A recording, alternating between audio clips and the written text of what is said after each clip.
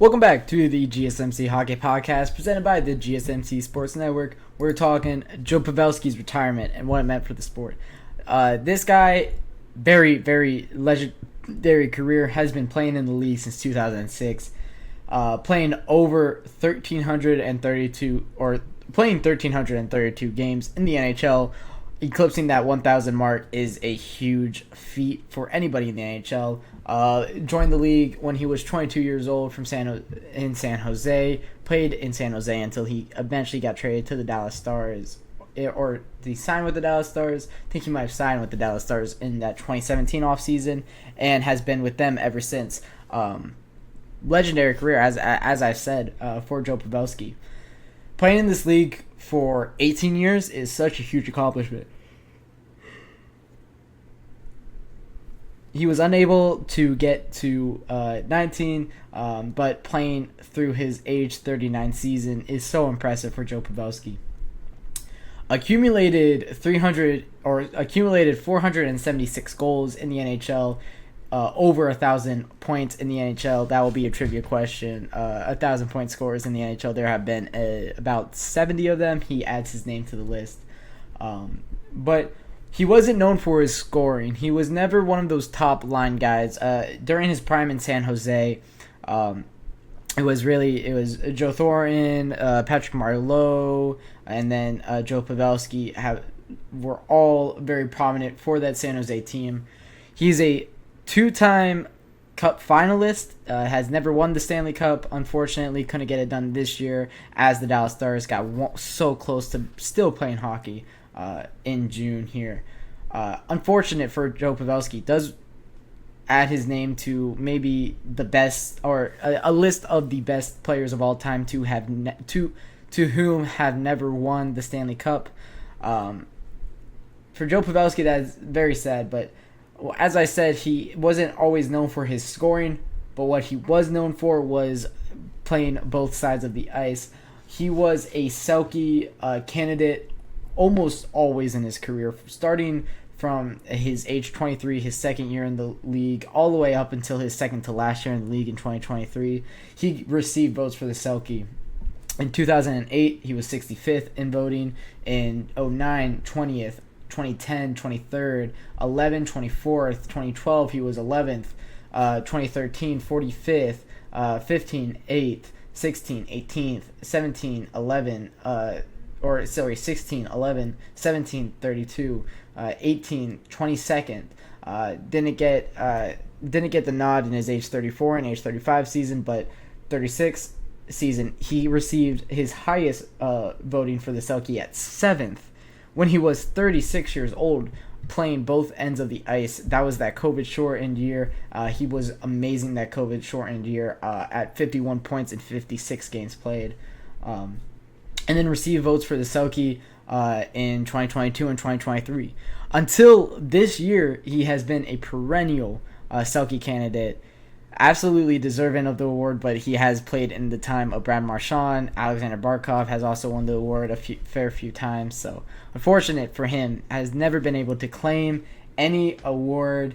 When you're looking at his accolades, the stat sheet it's zero. He has 2 All-Star appearances in his career, I believe, if I can see that correctly. But it doesn't matter. You know of him as a legend of the sport. You don't play for 17 years in the NHL without being that guy, right? So not finishing really any higher in the All-Star vote. He was second in the All-Star voting in 2014. That was his Hart year. He didn't win the Hart. He came 7th in the voting of that season. But he definitely was amazing in that year. That was his year. He was 79 points in 82 games, 41 goals, however. He was more of a goal scorer, of course, than he was assisting. He has more assists in his career, but with his record, 41 goals being the highlight of his career in that 2014 season. That's a lot of goals. That's very impressive. Nowadays, everybody knows him for his tip-in shots. He kind of led way to this new revolution of players tipping in shots, and how impressive that can be for Joe Pavelski. 41 goals in 2014, 38 in 2016, 38 in 2019, 37 in 2015. Always playing very well. In the shortened season, in his lowest season of a full year was his rookie season. He played 46 games in that full 2007 season. However, in 2013, that was a shortened year, and in 2020, that was a shortened year. So, without his rookie season or the two shortened years in his career, he played in 67 games. This is his lowest in 2010 of his career. Always out there on the ice. That you don't get to 100 games played without playing in a lot of almost every season. So, very impressive career from Joe Pavelski. Always putting up numbers. A very fun guy to have around. Very great guy. When he retired, there's been reports of that locker room being a little bit off. He brings a culture to anywhere he goes. He was the captain of the San Jose Sharks when they went to the Stanley Cup in 2017 against the Pittsburgh Penguins. Sorry, I was watching Paul Skeens a little bit earlier. That guy's fun to watch. But for the Penguins, they beat the San Jose Sharks in that year, and then he plays for the Dallas Stars. They drop in 2020 against the Tampa Bay Lightning, and those were Joe Pavelski's two chances at winning a Stanley Cup.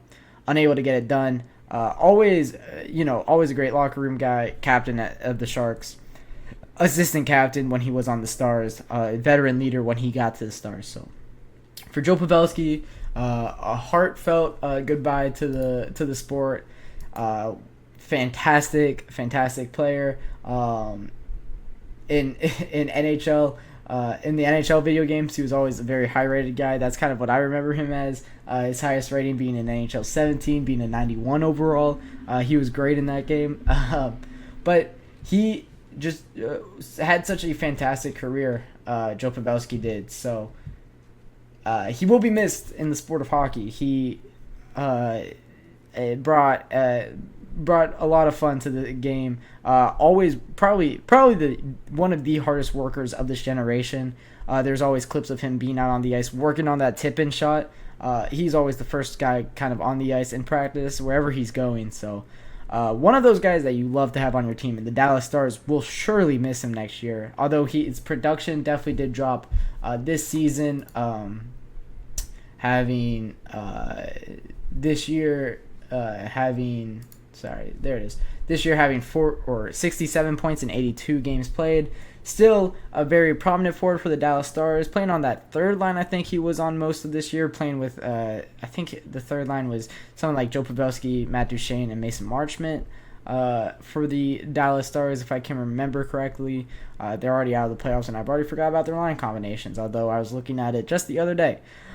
But for the Dallas Stars, he will definitely be missed. A known playoff performer as well. His playoff stats are very impressive, making the playoffs in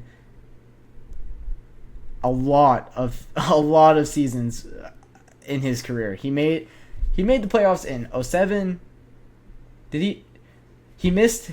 These are the years he missed the playoffs. I think that'll be easier. He missed the playoffs in the 2014-2015 season. He missed the playoffs in the 2021 season. And that's it. He missed the playoffs 2 times in his entire career. That's so impressive. I'm just now looking at his playoff stats. But as I mentioned, always a playoff performer. In that year that they went to the Cup in 2016 against the Pittsburgh Penguins. 23 points in 24 games played. Sorry, I meant to say 2016 earlier, by the way. Let me correct myself right now. 23 points in 24 games. And the other year that they went to the Cup, 19 points in 27 games, but had 13 goals. I believe he also led the entire league with 14 goals in the 2016 Cup run. And this year, only 4 points. It has been a very disappointing playoff finish for him in his career. But he's done the job. He's been a fantastic playoff performer his entire career, only missing out 2 years. Perennial winner is Joe Pavelski, let me tell you. very impressive career. He definitely will be missed in the world of hockey. Congratulations to a fantastic career, Joe Pavelski. You're not ever going to see this, but by the odd chance that you search your name on Google and this comes up, congratulations on a fantastic career. What a guy to remember in the NHL world. Of course, this probably definitely won't be the last big retirement that we see in the NHL this year.